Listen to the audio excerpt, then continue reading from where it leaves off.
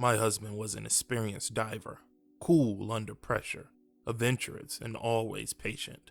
He taught diving classes to newbies, which is how we met. I wasn't much of a diver myself, but I enjoyed accompanying him and being his eye in the sky, so to speak. His preference was cave diving, so I'd lounge by the water and enjoy nature while monitoring him as he explored. Once he'd surface, we'd watch his video footage together. We had a good time. He was serious about what he did and always invested in the greatest, newest, safest, and most expensive equipment on the market. And, as it turns out, that equipment was how I was able to be with him in his final moments. My husband died 5 years ago at the bottom of Hranica Propass in the Czech Republic. He died on his third dive trying to recover a body that had been lost for years. What he said in his final moments has been on my mind ever since that day. Communicating with someone underwater isn't the easiest or cheapest thing to do, especially when you're tackling what's thought to be the deepest underwater cave in the world. That's why most divers limit communications to hand gestures. That was not an option for us, since I wasn't joining him under.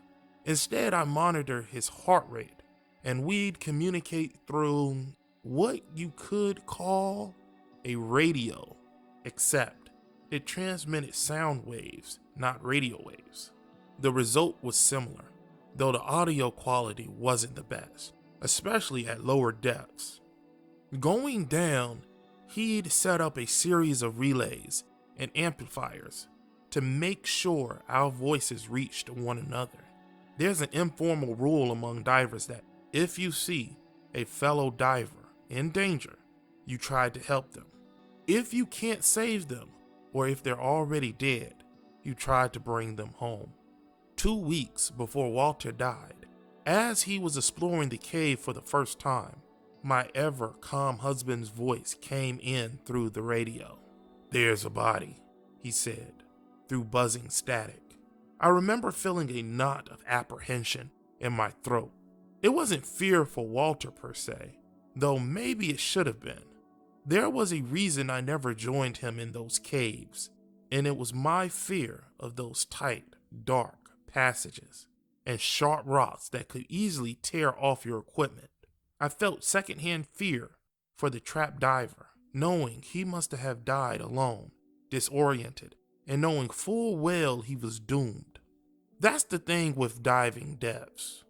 You almost always know, because short of suddenly passing out, you can usually see a roadmap of how, why, and how long you've got left. Walter explained the body was stuck to a cave wall.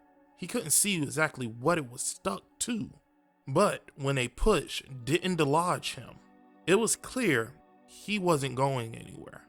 Walter posited it must have been the body of Miloslav Novak, who disappeared exploring the cave a good 12 years before Walter.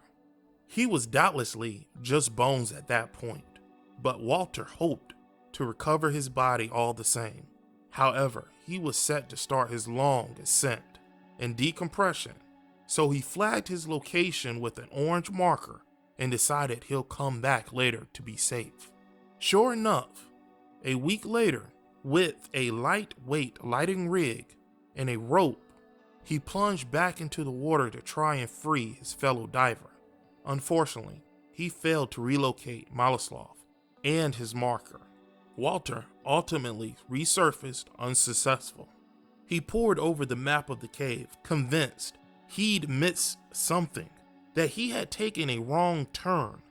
It was dark. Maybe he originally gone further than he thought. He wanted to try a third time. I did try to convince him to let it go, but I'll admit I didn't try very hard. I didn't actually see a problem with his plan, only that I was eager to go back home to Canada. But Walter insisted, and I agreed. And so, once he was ready, my husband, Walter St. Clair, took his final dive. all was well at first, and he was progressing nicely. He had several backup oxygen tanks. My Walter was always the cautious type, and everything one might need to free a body, from ropes to knives. It was about an hour in when he finally saw something. The radio made a scratching noise, and he said, "There's my marker. He gots to be near." He sounded excited, optimistic. I let his slow, rhythmic breaths relax me, hoping to distract myself from the thoughts of cold, dark crevices and the bones that lurked within. I tried not to focus on the mental image of Walter laying his hand on Milaslav's body, only for a human soup to pour out in a rosy sludge blurring his vision. I tried to think of kittens and rainbows, and the elation Milaslav's parents will feel to finally have their boy back. And then Walter's heart rate increased. "Is everything okay down there?" I asked. Walter replied, "I'm fine. Found him. He scared me." Yes, I'd imagine a large mass floating in the darkness could easily startle a person, but even after the initial shock, his heart rate remained tense. "He's still stuck," Walter said, "trying to..." He didn't finish that thought, though it was obvious he was trying to either untangle or unwedge or whatever was needed. I waited by the pool of water, my toes digging into my shoes. I tried not to say anything because I didn't want to distract him. Under that much water pressure, any movement requires a lot of physical effort. I liken it to the intense pull of gravity. There's a force down there. It might not pull you down, but it has its own weight that pulls you from the inside, trying to coil you up like a closed fist so you don't waste energy on anything that isn't absolutely necessary. Walter's heart rate increased again. I think he moved." I should have known from the horror in his tone that wasn't explicitly a good thing. I thought he meant he cut him loose. But as his heart rate started climbing again, all my nightmares of cave walls closing in around me came back. "Walter, are you okay?" "He moved." Sometimes the pressure and lack of oxygen gets to people. Even experienced divers, even people trained to recognize the warning signs. It's one thing to know disorientation can occur, but it's another thing to experience it. Walter was starting to panic, and all I could think was that he might be succumbing to hypoxia. Walter, my Walter, who was always so safe and took every precaution, who was down there only because he felt he had a duty to bring a lost diver home. I tried to calm him down and to tell him to come back, even though I feared it was too late. Decompression would take hours, and if he was as bad as he sounded, I doubted he had time.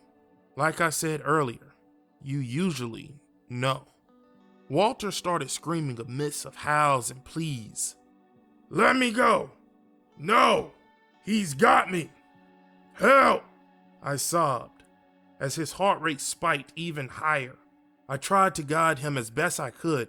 "Change your oxygen tank. Follow the rope back. Come back to me." But I couldn't get through to him.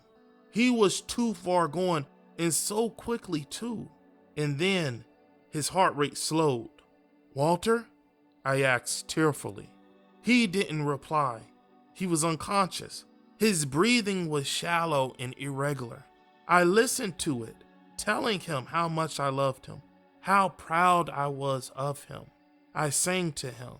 I know he was already out, but maybe he could hear me still, like a coma patient. I talked and I listened, and eventually both the heart rate and the breathing came to a painful stop.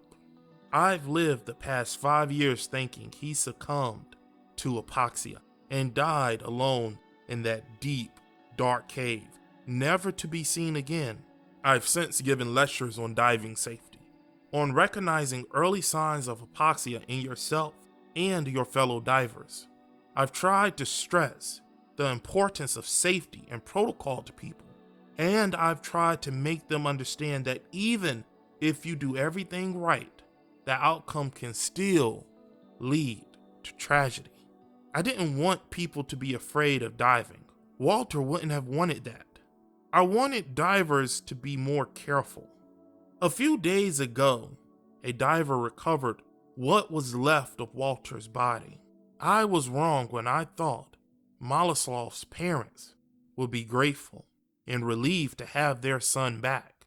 I felt a hollow feeling. Any shred of hope I might have had, dumb as it had been, that he'd somehow, miraculously, come to, found his way out through another hole, but suffer amnesia.